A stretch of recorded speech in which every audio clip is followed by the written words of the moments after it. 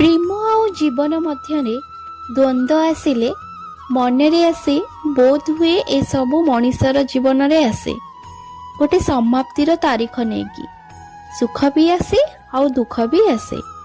आउ मो स्वप्न माने केमिति ए प्रथार विच्युत होई पारि थांते।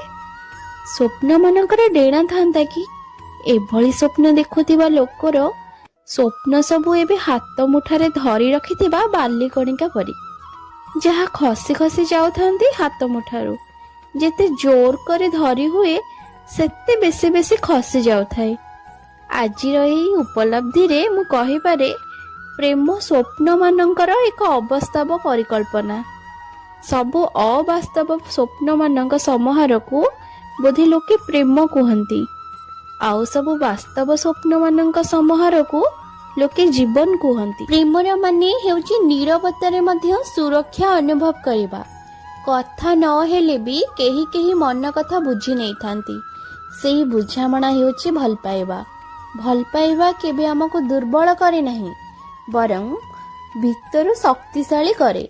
प्रेम हेउची अपूर्णता को नहीं मध्य संपूर्णता खोजिबा। भूल थिले मध्य माफ करिबा, राग थिले मध्य छाड़ी न जिबा। एहा हेउची प्रेमर सत्य रूप। समय सहित प्रेम रूप बदलाए।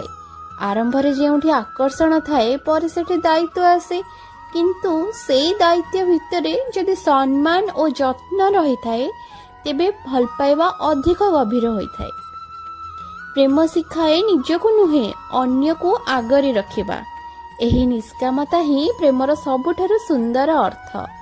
प्रेम केबे आवश्यकता नुहे, एहा एक अनुभूति जेउठारे मु नुहे आमे थाए। प्रेम शिखाए किपरि माफ करिबा, किपरि अपेक्षा करिबा एवं नीरवतार मध्य किछि बुझी पारिबा। सत्य प्रेम सबुबेले शब्द रे नुहे कार्य रे प्रकाश पाए। प्रेम माने केवल सुखर समय रे साथ देबा नुहे, दुखर समय रे मध्य हाथ छाड़ी न देबा। प्रेम हेउची जेतेबेले आमे काहाको बदलाइबाको चाहू नाहु बरं से जेपरि अछंती सेपरि ग्रहण करिबा, सेटा ही हेउची भल पाइबा। प्रेम रे भरोसा अत्यंत जरूरी। भरोसा न थिले प्रेम संदेह रे परिणत होई थाए। कथाटी जदि मन को छुई थाए ताहाले निश्चिंत भाबरे लाइक टे करंतु आ पेज को फॉलो करबा को बिल्कुल भी भूलंतुनी। रहूची नमस्कार।